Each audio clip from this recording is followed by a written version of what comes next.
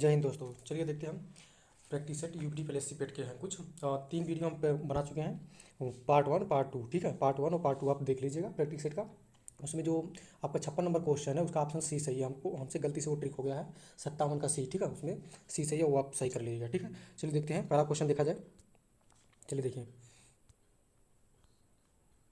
देखिए पहला दिया है, सिकंदर के आक्रमण के समय मगध साम्राज्य का शासक कौन था। उस समय कौन था? तो धनानंद था, ठीक है। नंद वंश के शासक कौन थे? धनानंद थे, ठीक है। चलिए आगे देखिए अगला क्वेश्चन दिया कि किस अभिलेख से सर्वप्रथम होने सती प्रथा होने का उल्लेख मिलता है। सती प्रथा का उल्लेख किस अभिलेख से मिलता है? तो इसको आपको याद रखना है, एरड़ अभिलेख से मिलता है। किससे? एरड़ अभिलेख से सती प्रथा का साक्ष्य मिलता है हमें, ठीक है। चलिए अगला क्वेश्चन देखते हैं, पांड्य राजवंश की राजधानी कहाँ थी। तो पांड्य वंश की राजधानी मदुरई थी, ठीक है। इसको याद रखिए, पांड्य वंश की राजधानी कहाँ थी? मदुरई थी। चीनी लेखक फाहियान ने किसके शासनकाल में भारत की यात्रा की। तो यानी कि भारत में कौन शासक था कि जिसके शासनकाल में चीनी यात्री कौन है? फाहियान। फाहियान क्या किए थे? यात्रा किए थे। तो ये याद रखिएगा, चंद्रगुप्त द्वितीय के समय क्या किए थे? चीनी यात्री फाहियान आए थे, ठीक है। चीनी यात्री फाहियान चंद्रगुप्त द्वितीय के समय आए थे। आगे देखिए दिया कि बाबर ने किस भाषा में अपनी आत्मकथा तुजिक ए बाबरी लिखी है। तुजिक ए बाबरी, बाबर ने अपनी आत्मकथा किस भाषा में लिखी है? तो इसको आपको याद रखना है, तुर्की भाषा में तुजुक ए बाबरी लिखी गई है, ठीक है। तुर्की भाषा में तुजुक ए बाबरी लिखी गई है। चलिए अगला क्वेश्चन देखते हैं।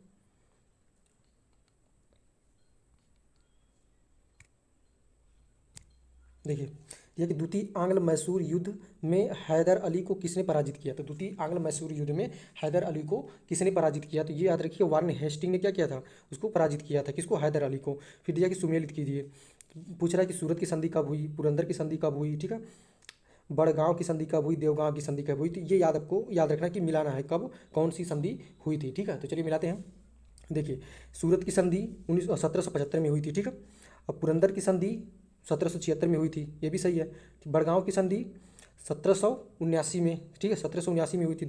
देवगांव की संधि 1803 में हुई थी, ठीक है। तो ये आपको याद रखना है। तो यानी कि पहला का ए का एक सही है, बी का बी। तो पहला कौन सा सही? इसमें देखिए, इसमें ये वाला दिया है कि ए का एक सही है, बी का दो सही है, सी का तीन सही है, डी का चार सही है। तो इस तरीके से आपको याद रखना है। देखिए दिया फर्स्ट वार, ठीक है। फर्स्ट वार ऑफ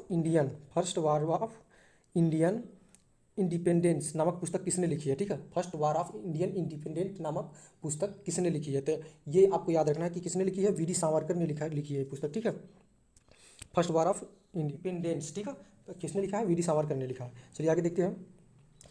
दिल्ली में 1857 ईस्वी, ठीक है, दिल्ली में 1857 ईस्वी के विद्रोह का नेतृत्व किसने किया था? तो याद रखिएगा, बहादुर शाह जफर ने किया था, ठीक है।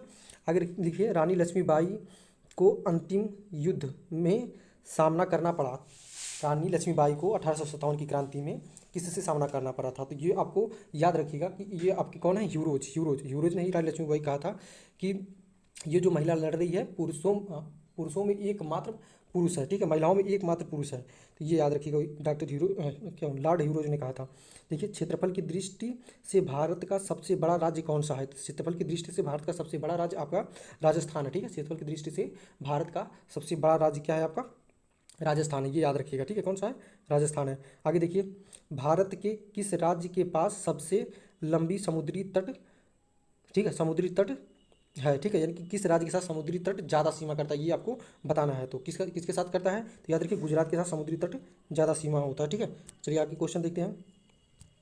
देखिए दिया कि निम्न में कौन सी सीमा रेखा रेड क्लिप रेखा के नाम पर पड़ी, ठीक है। यानी कि किस देश से किस देश की सीमा रेखा का नाम रेड क्लिप के नाम पर पड़ी थी। याद रखिए, भारत और पाकिस्तान की सीमा रेखा को हम रेड क्लिप रेखा कहते हैं, ठीक है। चलिए अगला क्वेश्चन देखते हैं। देखिए इसमें दिया कि बलुआ पत्थर किस प्रकार की चट्टान है। तो बलुआ पत्थर आपकी किस प्रकार की चट्टान है? तो ये याद रखिएगा, और बलुआ पत्थर जो है आपकी अवसादी प्रकार की क्या है? चट्टान है। बलुआ पत्थर अवसादी प्रकार की क्या है? चट्टान है। आगे देखिए दिया है कि, हाँ ठीक है, चलिए देखिए, गत शताब्दी में पृथ्वी के तापमान में वृद्धि हुई। गत शताब्दी यानी जो बीती शताब्दी है उसमें कितनी की वृद्धि हुई? तापमान में कितने परसेंट की कितने डिग्री सेंटीग्रेड? 0.6 की क्या हुई? वृद्धि हुई। दिया कि भारतीय अर्थव्यवस्था में किस क्षेत्र का योगदान सर्वाधिक है? तो भारतीय अर्थव्यवस्था में किस क्षेत्र, यानी प्रथम प्राथमिक क्षेत्र की, द्वितीय क्षेत्र, तृतीय क्षेत्र की, चतुर्थ क्षेत्र। तो इसमें से याद रखिएगा कौन सा है कि तृतीय क्षेत्र में, यानी सेवा वाले क्षेत्र का भारतीय अर्थव्यवस्था में योगदान अधिक है, ठीक है। देखिए आगे दिया कि किसी वस्तु की कीमत में वृद्धि मांग पर क्या प्रभाव पड़ता है। किसी वस्तु की कीमत में वृद्धि, अगर किसी वस्तु की कीमत में वृद्धि होगी तो मांग में क्या प्रभाव पड़ेगा, ये आपको याद रखना था। मांग में क्या होगी, कमी होगी। कि किसी की वस्तु की कीमत बढ़ती है तो उसकी मांग में क्या होती है, कमी होती है। ठीक है, आगे देखिए नीति आयोग से क्या तात्पर्य है। ठीक है, यहाँ बताना है कि नीति आयोग से क्या तात्पर्य है। तो नीति आयोग से आपको याद रखना है कि इसका ऑप्शन नंबर सी सही है। ठीक है, देखिए राष्ट्रीय भारत परिवर्तन संस्थान है ये। ठीक है, क्या राष्ट्रीय भारत परिवर्तन संस्थान है। ठीक है, चलिए आगे देखते हैं। देखिए दिया कि भारत में गरीबी को किस आधार पर परिभाषित किया जाता है, यानी कि भारत में गरीबी को किस आधार पर परिभाषित किया जाता है, इसको याद रखिएगा, कैलोरी प्राप्ति से। ठीक है, कौन व्यक्ति कितना कैलोरी ऊर्जा ग्रहण कर रहा है, इस पे इसके इसके आधार पर इसको परिभाषित किया जाता है। ठीक है, आय पर परिभाषित नहीं किया जाता, यानी कि ये सब छोड़िए, सबसे सही सटीक आंसर इसका है कैलोरी प्राप्ति से। ठीक है, फिर दिया कि निम्नलिखित में से कौन सा कथन शेयर बाजार के संदर्भ में असत्य है। तो इसमें बताना है कौन सा शेयर बाजार के संदर्भ में क्या है आपका असत्य है। तो चलिए देखिए, बॉम्बे स्टॉक एक्सचेंज भारत का पहला शेयर बाजार है, तो ये आपका सही है। ठीक है, मतलब कि ये सही है, गलत नहीं है। ठीक है, चलिए आगे देखते हैं। तो एक नेशनल स्टॉक एक्सचेंज की स्थापना फरवानी समिति की सिफारिश से हुई थी। ठीक है, ये भी सही है, नेशनल स्टॉक एक्सचेंज की स्थापना जो है आपकी फरवानी समिति की सिफारिश पर हुई थी। दिया कि भारत में मान्यता प्राप्त शेयर बाजार मात्र 2 हैं, तो ये गलत है। मान्यता प्राप्त शेयर बाजार सिर्फ कितने हैं, 2 हैं, तो ये क्या है आपका गलत है। ठीक है, इसमें दिया कि शेयर बाजार की नियंत्रण एवं वियामक संस्था सेबी है। तो सेबी क्या होती है, नियामक यानी कि उसको चलाने वाली संस्था होती है, कि ये लोग कुछ गड़बड़ी करेंगे तो इसको सेबी देखेगी। ठीक है, आगे देखिए, भारतीयों को बजट पर बहस करने का अधिकार किस अधिनियम द्वारा प्रदान किया जाता है। भारतीयों को बजट पर बहस करने का अधिकार किस अधिनियम द्वारा प्रदान किया गया था। ठीक है, तो इसको याद रखिएगा, 1892 अधिनियम के द्वारा भारतीयों को किसी भी बजट पर आप क्या कर सकते हैं, बहस कर सकते हैं। ठीक है, चलिए आगे देखिए, भारत की संविधान सभा का गठन किस मिशन के प्रस्तावों के आधार पर किया गया था। तो किसका संविधान सभा का गठन किस मिशन के प्रस्ताव के आधार पर किया गया था। इसको याद रखिए, कैबिनेट मिशन जब आया था उसी आधार पर बोला गया था कि आप लोग क्या करिए, अपना संविधान बनाइए। ठीक है, तो इसके आधार पर किया गया था। आगे देखिए, दिया है कि मौलिक अधिकारों में संशोधन की शक्ति किसे प्राप्त है। ठीक है, तो मौलिक अधिकार जो हमें दिए गए हैं उसमें संशोधन करने का अधिकार ये किसको प्राप्त होती है, ये याद रखिए, संसद को प्राप्त है। ठीक है, दिया कि भारतीय संविधान के कौन से भाग से कल्याणकारी राज्य के सिद्धांत को स्पष्टता प्राप्त होती है। कल्याणकारी राज्य की स्पष्टता प्राप्त होती है, तो ये याद रखिए, कल्याणकारी राज्य बनाने के नीति निषेध तत्व क्या करता है, स्पष्टता प्राप्त करता है। इसी के आधार पर हम जो है कि किसी को आरक्षण देते हैं। ठीक है, ये सब इसी में आता है। तो नीति निषेध तत्व के आधार पर ही हम क्या करते हैं, कल्याणकारी राज्य की स्थापना कर सकते हैं। ठीक है, आगे देखिए, राष्ट्रपति अपना त्यागपत्र किसे प्रस्तुत करता है। तो राष्ट्रपति जो है अपना त्यागपत्र, जब राष्ट्रपति अपना त्यागपत्र देगा तो किसे देगा, तो ये आपको याद रखना है, किसको देगा, वो राष्ट्रपति को अपना त्यागपत्र देता है। ठीक है, तो आगे देखिए, निम्नलिखित में से किस स्थान पर गुरुत्वाकर्षण बल सबसे अधिक होता है। तो गुरुत्वाकर्षण बल सबसे अधिक कहाँ होता है, ये बताना है आपको। तो ध्रुवीय रेखा पर क्या होता है, ध्रुव रेखा पर सबसे अधिक गुरुत्वाकर्षण बल होता है। आगे देखिए, पृथ्वी के केंद्र पर किसी वस्तु का द्रव्यमान होगा, पृथ्वी के केंद्र पर किसी वस्तु का द्रव्यमान क्या होता है, ये आपको याद रखना है, सबसे अधिकतम होता है पृथ्वी के केंद्र पर किसी वस्तु का द्रव्यमान। ठीक है, चलिए अगला क्वेश्चन देखते हैं। देखिए इसमें दिया है, भारत में आर्सेनिक समस्या मुख्य रूप से किस कारण से है। आर्सेनिक समस्या भारत में मुख्य रूप से किस कारण से है, तो ये बताना है आपको। तो चलिए इसमें देखते हैं आर्सेनिक समस्या किस कारण से होती है। तो इसमें आप लोग याद रखिएगा कि आर्सेनिक की मात्रा अगर पानी में ज़्यादा हो जाती है तो उससे विभिन्न प्रकार के रोग पैदा होते हैं। ठीक है, तो ये देखिए, इसमें दिया ऑप्शन नंबर सी, जल। ठीक है, देखा ना कि प्रभावित क्षेत्रों में भूमि जल में अत्यधिक दोहन से, यानी कि भूमि जल के अत्यधिक दोहन से आर्सेनिक की मात्रा बढ़ जाती है। तो इसको याद रखिएगा कि आर्सेनिक की मात्रा जैसे बढ़ती है तो ऐसे बीमारियाँ पैदा होना शुरू हो जाती हैं। आगे देखिए, सिरके का रासायनिक नाम क्या है। तो सिरके का रासायनिक नाम आपको याद रखना है, एसिटिक अम्ल है। ठीक है, एसिटिक अम्ल है सिरके का रासायनिक नाम। आगे दिया, निम्नलिखित में से पादप, देखिए दिया है कि निम्नलिखित में से पादप के किस भाग में कक्षीय कली विकसित होती है। कक्षीय कली विकसित होती है पादप के किस भाग में, तो याद रखिएगा, शाखा में। ठीक है, शाखा में कक्षीय कली विकसित होती है। चलिए आगे देखिए, दिया है कि किसी परीक्षा में 80% विद्यार्थी अंग्रेजी में उत्तीर्ण हुए, 85% विद्यार्थी गणित में और 75% विद्यार्थी अंग्रेजी में और गणित में उत्तीर्ण हुए। ठीक है, इसमें दिया कि 75% विद्यार्थी जो गणित, अंग्रेजी और गणित दोनों में उत्तीर्ण हुए हैं। तो यदि 40 विद्यार्थी दोनों विषयों में अनुत्तीर्ण हुए तो कुल विद्यार्थियों की संख्या बताना। ठीक है, सबसे पहले निकालिए कि 40 कितने विद्यार्थी, कितने प्रतिशत विद्यार्थी दोनों में अनुत्तीर्ण हुए। तो चलिए देखिए, इसको निकालने के लिए क्या करते हैं, सबसे पहले आपको क्या करना है, 100 में से, ठीक है, 100 में से आपको घटा देना है 80। ठीक है, 80% प्लस 85%, इन दोनों को क्या करेंगे आप, घटा देंगे। ठीक है, चलिए देखिए, 100 में से क्या करेंगे, घटाएंगे 80% प्लस 85%। ठीक है, 80% प्लस 85% इसमें से घटा देंगे। ठीक है, तो जब घटाएंगे तो इसको याद रखिएगा कितना इसमें दिया है, देखिए यहाँ पे दिया है 75% टोटल है, तो ये 75% भी इसमें से क्या करेंगे, माइनस करेंगे। ठीक है, कौन सा, ये 75% भी इसमें से क्या करेंगे, माइनस करेंगे। किस में से, इसमें से 75% क्या करेंगे, माइनस करेंगे। ठीक है, 75% इसमें से माइनस कर लीजिएगा। जब 75% माइनस करेंगे तो कितना आएगा, 100 माइनस आपका टोटल इतना करेंगे तो 90, यानी कि टोटल आएगा कितना आपका 10%। ठीक है, तो 10% विद्यार्थी जो है वो कितने क्या हुए हैं, अनुत्तीर्ण हुए हैं। 10% विद्यार्थी कितने हुए हैं, अनुत्तीर्ण हुए हैं, ये अनुत्तीर्ण की संख्या आ गई। तो हमको पता है कि 10% का मान कितना दिया है। चलिए देखिए, यहाँ पे 10% का मान यहाँ पे कितना दिया है, 40 दिया है। 10% का मान, 10% का मान कितना दिया है, 40, तो 100 कितना होगा, तो ये निकाल लीजिएगा कितना आएगा, 400। तो आपका ऑप्शन नंबर डी सही है। ठीक है, डी कितना, डी सही है। चलिए आगे देखते हैं। आगे देखिए, किसी कक्षा में 35 विद्यार्थियों का औसत 18 वर्ष है। यदि शिक्षक की आयु को जोड़ा जाता है तो कक्षा की औसत आयु 19 हो जाती है। ठीक है, औसत आयु 19, तब शिक्षक की आयु क्या होगी। ठीक है, यहाँ पे दिया कि 35 का औसत कितना है, 18 है। ठीक है, तो जब हम क्या करते हैं, इसमें एक और शिक्षक आ जाते हैं तो औसत आयु कितनी हो जाती है, देखिए एक शिक्षक आएंगे तो उसकी 36 लोग हो जाएंगे और औसत आयु हो जाती है 19। तो इन दोनों को देखिए, इसको और इसको मल्टीप्लाई करिए, उसमें से घटा लीजिए, तो घटाने के बाद जो आंसर आएगा वही आंसर होगा। ठीक है, इसका मल्टीप्लाई करके इसका मल्टीप्लाई, जो इसमें से इसको घटा लीजिएगा, आंसर आएगा उसी को आप लोग टिक कर लीजिएगा। ठीक है, इतना कर लीजिएगा। तो क्वेश्चन नंबर 32 का आपको बता देते हैं आंसर। तो क्वेश्चन नंबर 32 का आपका 54 वर्ष आएगा। ठीक है, इसको लगा लीजिएगा।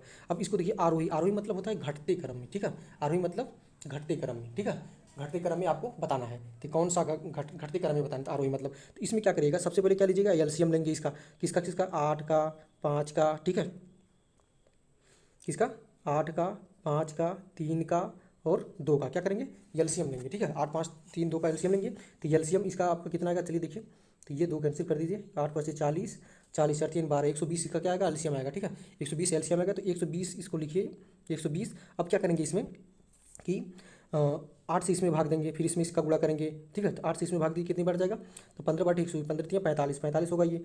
फिर देखिए 5 से इसमें भाग देंगे, कितनी बार जाएगा, 5 दूना 10, 5 दूना 10 और 5 से भाग देंगे तो कितना होगा, 5 चौको 20। ठीक है, 24 में 3 का गुणा करेंगे फिर, तो कितना होगा, ये आपका 4 3 12 के 2 और 3 दूना 6 1 7। ठीक है, इतना होगा। फिर आगे देखिए 3 से इसमें भागे, 4 3 12। ठीक है, यानी कितना जाएगा, 40 होगा, और 40 में 2 का गुणा करेंगे तो कितना होगा, 80 होगा। ठीक है, 80 होगा। फिर देखिए आगे दिया कि 1/2, 1/2, तो 1/2 आपका है, हाँ ठीक है, 1/2, 2 से भाग देंगे कितना आएगा, 60, 60, 60 में क्या करेंगे, 1 से गुणा करेंगे कितना आएगा, 60। तो सबसे ज़्यादा कौन सा, ये है। ठीक है, घटते क्रम में आपको लिखना है। ठीक है, घटते क्रम में, बढ़ते क्रम में नहीं लिखना है।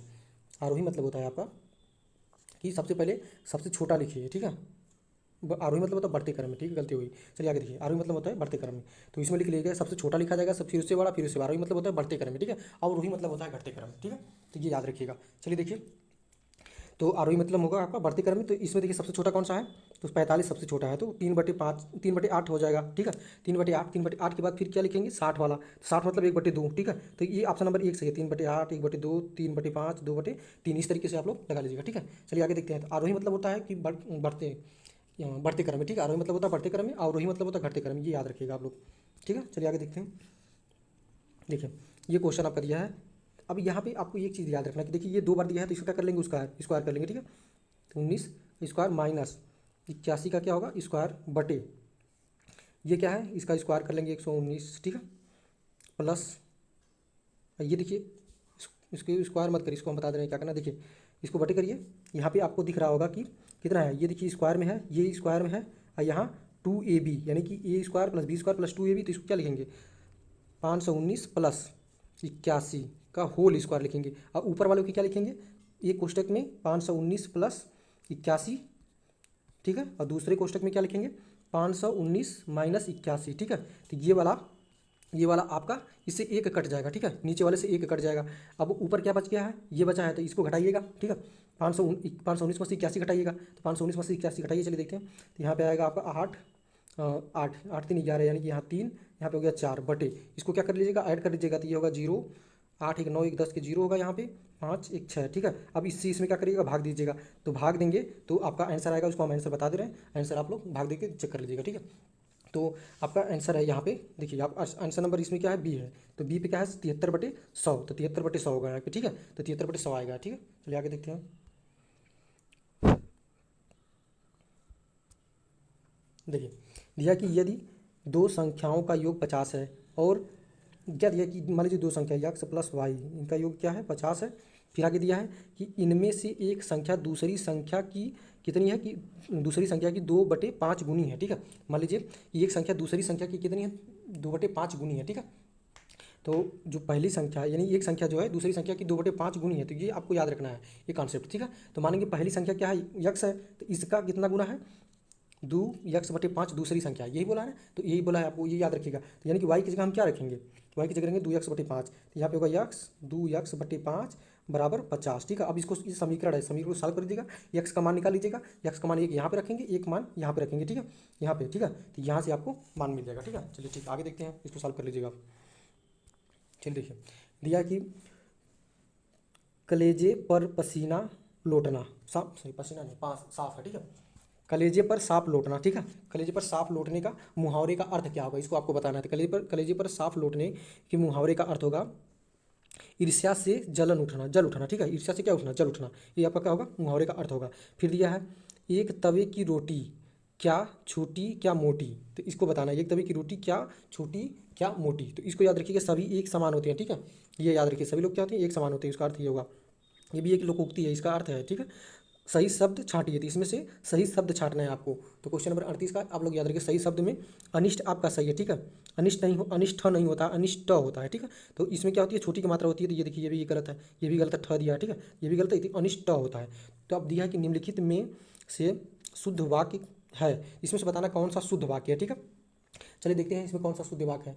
तो इसमें शुद्ध वाक्य में देखिए सब पढ़ते हैं। यह तुलसी की कविता में मधुर्यता है, तो ये आपका सही है, तुलसी की कविता में मधुरता है, यहाँ मधुर गुण प्रधान है, तो ये गलत है। फिर दिया कि तुलसी की कविता में मधुरतापन है, ये भी गलत है, ये नहीं होगा, ये मधुरता होगा, ठीक है, मधुरता होगा, यानी पहला ऑप्शन सही है। आगे देखिए दिया है कि पराक्रम में कौन सा उपसर्ग है, तो पराक्रम में आपको बताना है कि कौन सा उपसर्ग है, तो पराक्रम में कौन सा उपसर्ग है। तो चलिए देखते हैं, इसमें पराक्रम में परा उपसर्ग है, उपसर्ग पहले लगता है, प्रत्यय कहाँ लगता है, बाद में लगता है, ठीक है। चलिए आगे देखते हैं।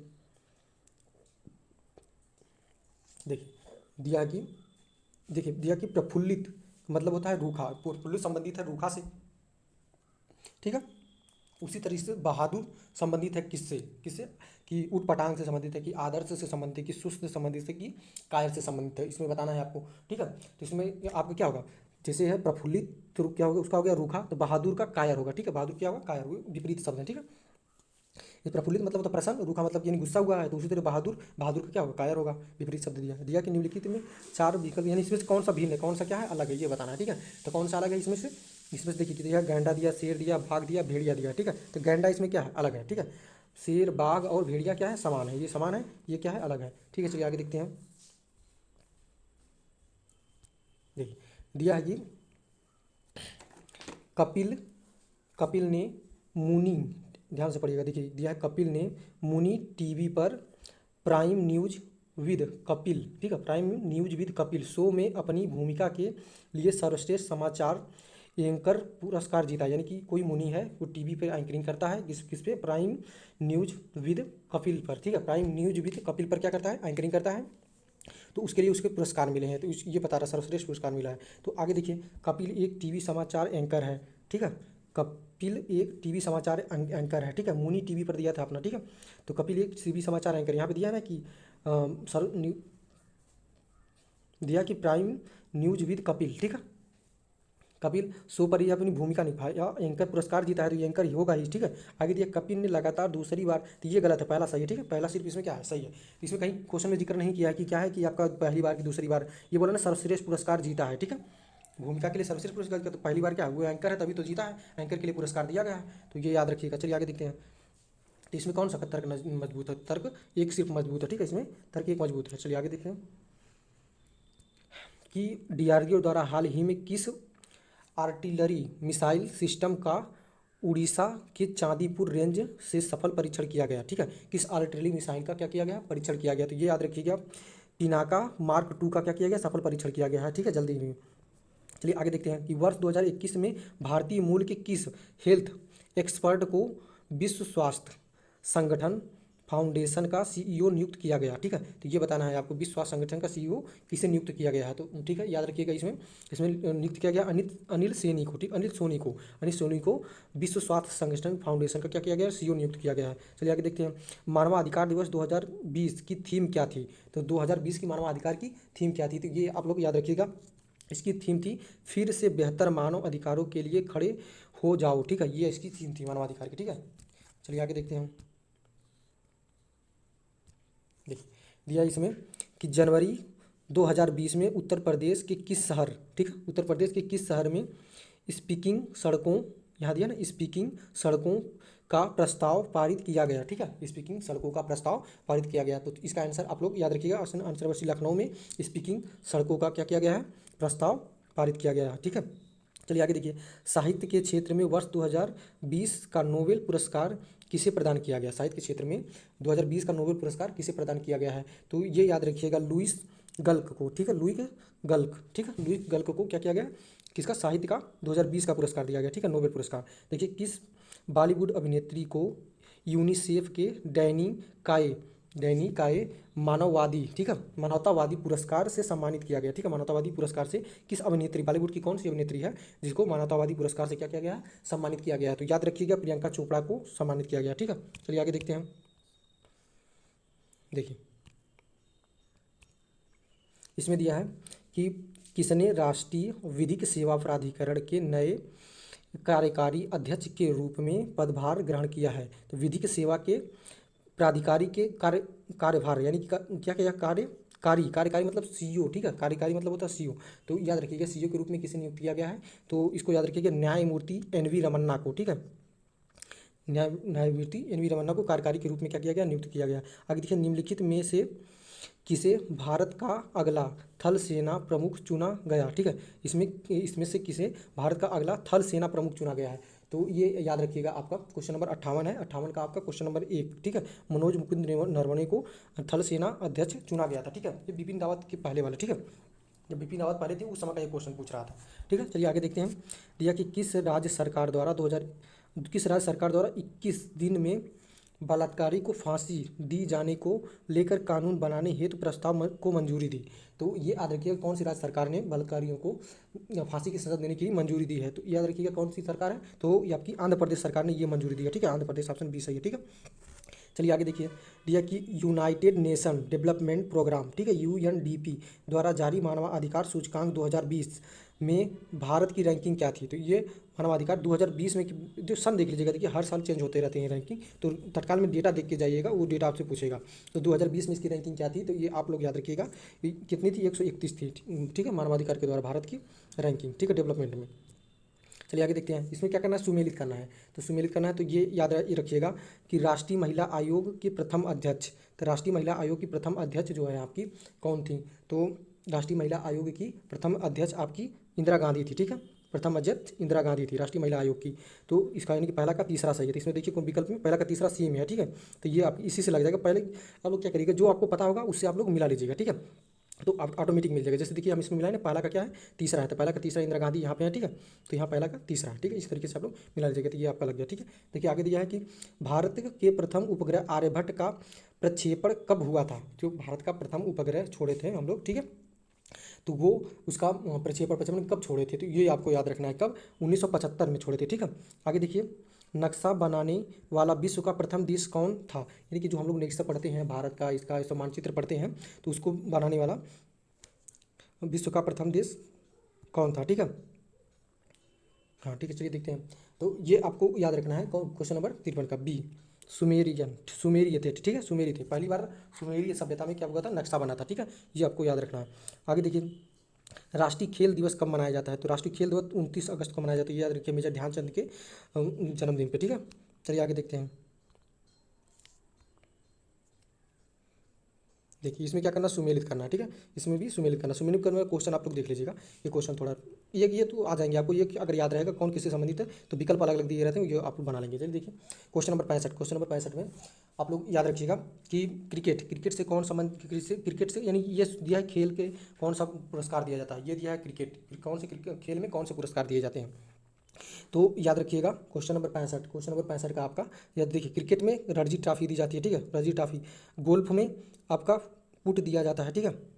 फुटबॉल में आप लोग याद रखिएगा यही दिया जाता है, मोहन बाग दिया जाता है। और बिलियर्डर्स में पार्ट दिया जाता है, ठीक है। तो इसका नंबर क्या है, ये क्वेश्चन नंबर 1 सही है, ए, ठीक है। क्वेश्चन 64 का, क्वेश्चन नंबर 65 का ए सही है, ठीक है। चलिए आगे देखते हैं हम। देखिए 66 का, फुटबॉल में लेक पर्ल के देखिए फिर से, फुटबॉल में लेक पर्ल के उपन्यास से किस खिलाड़ी को जाना जाता है, यानी कि लेक पर्ल के नाम से, यानी कि उपनाम से, उपनाम से किसे जाना जाता है, ठीक है। उपनाम से किस खिलाड़ी को जाना जाता है, तो ये याद रखिएगा किसे जाना जाता है, रुड गुलिट को, ठीक है। रुड गुलिट को जाना जाता है, किसको, लेक पर्ल के उपनाम से जाना जाता है, किसको, फुटबॉल के खिलाड़ी हैं रुड गुलिट, ठीक है। निम्नलिखित में से कौन सा पुरस्कार क्रिकेट का ऑस्कर कहलाता है, यानी कौन सा पुरस्कार क्रिकेट का ऑस्कर कहलाता है। तो इसको आप लोगों को याद रखना है, क्रिकेट का ऑस्कर कराने वाला आईसीसी पुरस्कार जो होता है ये क्रिकेट का ऑस्कर पुरस्कार कहलाता है। आगे देखिए, दी सेल आउट नामक पुस्तक के लेखक कौन है, तो दी सेल आउट नामक पुस्तक के लेखक पाल वेट्टी हैं, ठीक है। कौन है, पाल वेट्टी हैं। तो ये याद रखिएगा पाल वेट्टी क्या है, ये लेखक है, किसकी, दी सेल आउट के पुस्तक के लेखक हैं। दिया फिर आगे दिया है कि दीपिका कुमारी का संबंध निम्नलिखित में से किस खेल से है, तो दीपिका कुमारी का संबंध निम्नलिखित में से किस खेल से है, ये याद रखिएगा तीरंदाजी थी, यानी कि ये तीरंदाजी यानी तीर धनुष चलाने वाली है, ठीक है। चलिए अगला क्वेश्चन देखिए क्वेश्चन नंबर 70, ये लास्ट क्वेश्चन है। देखिए निम्नलिखित में से किस भारतीय को विशेष ऑस्कर पुरस्कार दिया गया, तो इसमें से कौन भारतीय हैं जिन्हें विशेष ऑस्कर पुरस्कार दिया, तो याद रखिएगा सत्यजीत रे को क्या दिया गया, विशेष ऑस्कर पुरस्कार दिया गया था, ठीक है। ये याद रखिएगा, ठीक है। धन्यवाद, इतने क्वेश्चन थे, तो आप लोग वीडियो लगातार देखते रहिए, ठीक, धन्यवाद।